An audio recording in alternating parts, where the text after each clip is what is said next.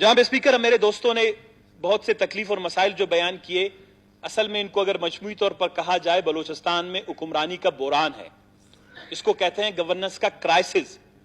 जब किसी भी जगह पर गवर्नेंस का क्राइसिस हो, तो किसी सूबे में गवर्नेंस का क्राइसिस हो, तो फिर आपको यह सुनने में आएगा, आपको यह पता भी नहीं होगा कि पानी की जिम्मेदारी लेवीज वाले के पास है, लेवीज वाले के पास जो है हॉस्पिटल की जिम्मेदारी है, हॉस्पिटल वाले के पास कोर्ट की जिम्मेदारी है, कोर्ट वाले के पास जो है पीएचडीपी की जिम्मेदारी है।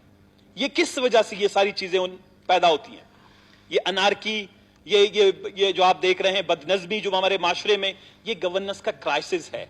और गवर्नेंस का क्राइसिस का सबसे बड़ा एक आप देख रहे होंगे कि रोजाना जब आप अखबारात उठाते हैं, इस बर्फ पड़ी हुई हमारे जनवरी और दिसंबर और जनवरी के मौसम में भी, जहां पर लोग सर्दी से तड़प रहे होते हैं, वहां पर जिंदा इंसानें जो है, लाशें जो है, जिंदा इंसान जो है वो कोयला बनकर जल रहे हैं। मुस्लिम बाग में जो तेल की गाड़ी और बस के दरमियान तसादुम हुआ, उसमें 13 मुसाफिर जहांबाग हुए, किसी को जूं तक नहीं रेंगी, किसी हुक्मरान के आंख के में एक कतरा आंसू तक नहीं नजर आया।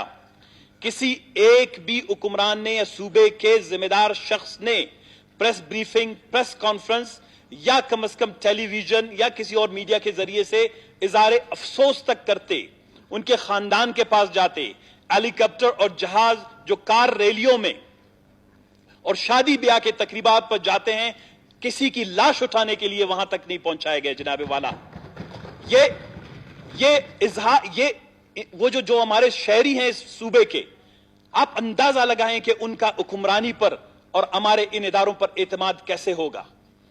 ये इस सूबे की सबसे बड़ी बदकिस्मती है कि एक साल में 86 अफराद, मासूम बच्चे, खवातीन, नौजवान, बुजुर्ग जो है वो बसों में जिंदा जल गए। और उसमें हमारा एक आला तालीम याफ्ता कमिश्नर भी इसी तरह के हादसे की नजर हुआ। हमने क्या किया?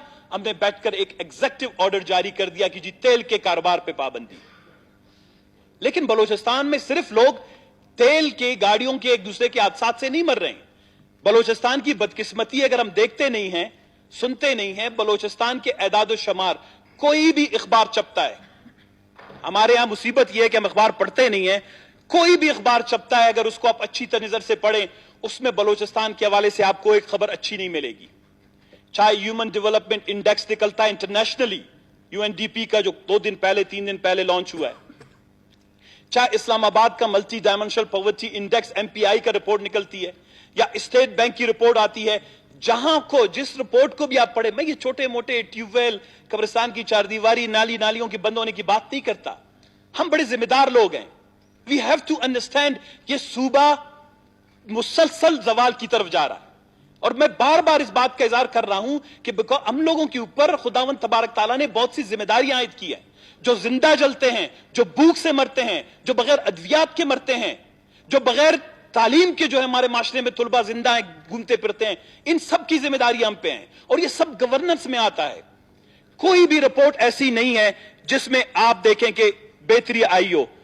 अब बलूचिस्तान में इन तमाम आलात के बावजूद जब तेल का कारोबार हुआ, बलूचिस्तान के कोई 8 लाख के करीब, हमारे बलूचिस्तान की कोई 10 से 12% के करीब हमारी आबादी का बराह रास्त ताल्लुक वो तेल के कारोबार से है। आप इसको गैर कानूनी कारोबार कहें, आप इसको कानूनी कहें, आप इसको कानूनी कहें, तेल के कारोबार से आपसे 8 से 10 लाख लोग बराह रास्त मुंसलिक है। क्यों है? मैं इसमें बताना चाहता हूं कि क्या हुकूमत कोई एग्जीक्यूटिव ऑर्डर जारी करने से पहले यह सोचता है कि बलूचिस्तान जो 33 अजला पर मुश्तमिल है, 3,47,000 स्क्वायर किलोमीटर रकबा है उसका, जहां पर 44,000 किलोमीटर में से सिर्फ 6,000 किलोमीटर जो है उस शिंगल रोड थोड़े से पुख्ता हैं, बाकी सब गैर पुख्ता हैं।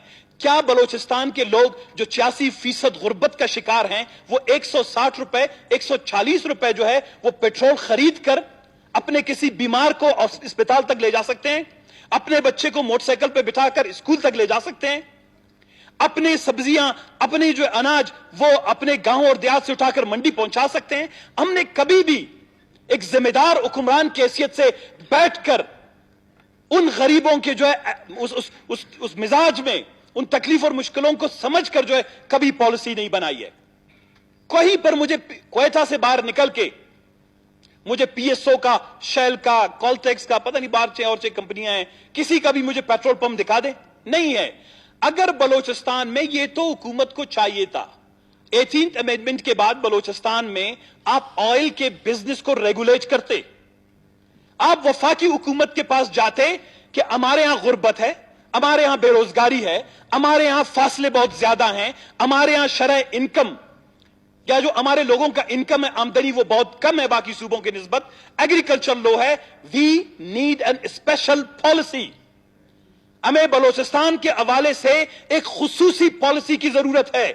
बलोचिस्तान के वो 2000 किलोमीटर जो हमारा सरहदी इलाके, उनसे मुंसलिक इलाके हैं, ये लोग जिंदा रहने के लिए पाकिस्तान ने इनको बिजली नहीं दी, पाकिस्तान ने इनको गैस नहीं दी, पाकिस्तान ने इनको सड़कें नहीं दी, हमारे वफाक ने इनको रोजगार नहीं दिया, हमने इनको सनतें नहीं दी, हमने इनको बावकार रोजगार नहीं दिया, हमने 86% गुर्बत इन पर मुसल्लत की, और उसके बाद इन सेक्रेटरीट्स में बैठकर हम एग्जीक्यूटिव डायरेक्टिव जारी करते हैं, तेल के कारोबार पर पाबंदी। आप पहले रियलिटीज को, फैक्ट्स को पहले आपको देखना होगा कि बलोचिस्तान किन हालात में गुजर रहा है। आपको जनाबे वाला, अगर ये हुकूमत को, पिछली दफा मैंने इस असेंबली में 3 दफा इस मौजू पे बात की है, क्या था, एक अच्छी सी मीटिंग बुलाते, हम आपको बताते कि आप इसको रेगुलेट कैसे कर सकते हैं। दुनिया में हुकूमत और रियासत का मकसद यह होता है, कोई चीज गलत हो रही है तो कहता है ये गलत है, दुरुस्त इस तरह करें, वो नहीं कहता गलत पे पाबंदी है, तो आप बताएं दुरुस्त क्या है। आप दुरुस्त का एक तरीकेकार वाजे करते हैं, आप एक कमेटी बनाते, आप वफाकी हुकूमत के साथ मुज़ाकरात करते, आप गाड़ियों का उजम, साइज और वजन बराबर करते, आप जो तेल चलाने वाली गाड़ियों के ड्राइवर हैं उनकी उम्र मुख्तस करते, उनके लिए स्पेशल लाइसेंस बनाते, उन पे स्पेशल जो है सिग्नल्स, वो ट्रैफिक सिग्नल्स वगैरह लगाते। आप जहां जहां से तेल आ रही है वहां पर अपना रेवेन्यू डिपार्टमेंट के लोग बिठाते, आपके लेवीज वाले, आपके दूसरे इदारों के लोग, बजाय चेक पोस्टों पर उन गरीबों की इज्जत नफ्स मजरू करने की बजाय आप बाइज्जत तरीके से बलूचिस्तान की रेवेन्यू में पैसा ला सकते थे। 8 से 9 लाख लोग, ये कौन है? ये सिर्फ गाड़ी चलाने वाला नहीं या गाड़ी में तेल रखने वाला नहीं, इससे जनाबे वाला होटलें खुल गई, इससे रिपेयर की दुकानें खुल गई, पंचर की दुकानें खुल गई, ड्राइवर है इस पे, क्लीनर है इस पे, जिसने गाड़ी खरीदी है इन्वेस्टमेंट की। आधे बलोचिस्तान में अननेचुरली, ये तो गवर्नमेंट ने नहीं की, लोग भूख से मर रहे थे, उन्होंने अपने लिए रोजगार का एक जरिया बनाया।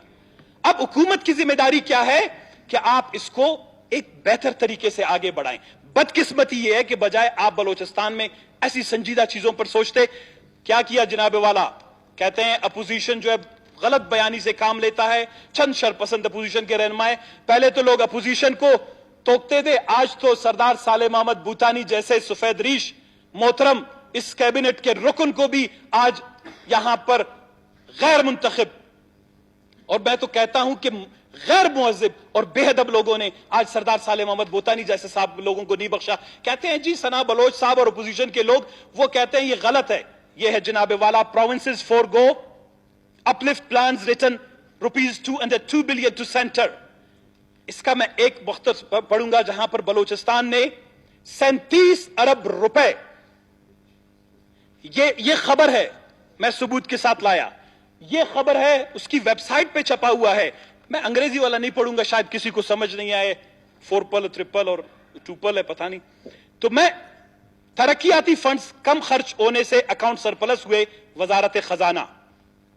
4 माह में सूबों ने 202 अरब कम खर्च किए, जिसकी वजह से मईशत सुसरफ्ती का शिकार हुई।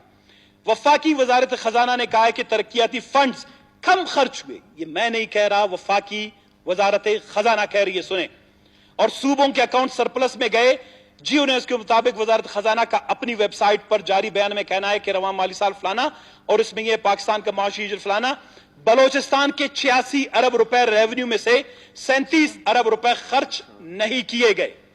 जब 37 अरब रुपए खर्च नहीं किए गए, तौजी ये पेश की जाती है कि ये सरप्लस नहीं हुए, ये सरेंडर नहीं हुए, ये लैप्स नहीं हुए। मैं भी समझता हूं लैप्स नहीं हुए। अब इशू क्या है? मैं 1 साल मुसलसल बात जब करता था कि एक वाइबल, फिजिबल, एडवांस्ड पीएसडीपी की, ये दकियानूसी पीएसडीपी बलोचिस्तान को रूब जवाल ले जा सकती है। یہ ایسے ہے جس طرح ہم ایک ایسے اندھیرے ٹنل میں کھڑے ہیں, سفر تو کر رہے ہیں لیکن ہم اندھیرے کا سفر کر رہے ہیں, ہم زوال کی طرف سفر کر رہے ہیں.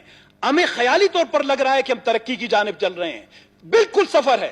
آپ کو لگ رہا ہے کہ آپ کے قدم اٹھ رہے ہیں, آپ کو لگ رہا ہے کہ آپ تک گئے ہیں, آپ کو لگ رہا ہے کہ آپ تھوڑی سی محنت کر رہے ہیں, لیکن یہ سفر جو ہے الٹی طرف آپ جا رہے ہیں, آپ سیدھی طرف نہیں جا رہے ہیں. اس کو کہتے ہیں زوال کا سفر. اور یہ پی ایس ڈی پی جب تک بلوچستان میں دقیانوسی ترقی کا عمل اور سوچ رہے گا, بے روزگاری ہوگی, لاشیں گریں گی اور جلیں گی.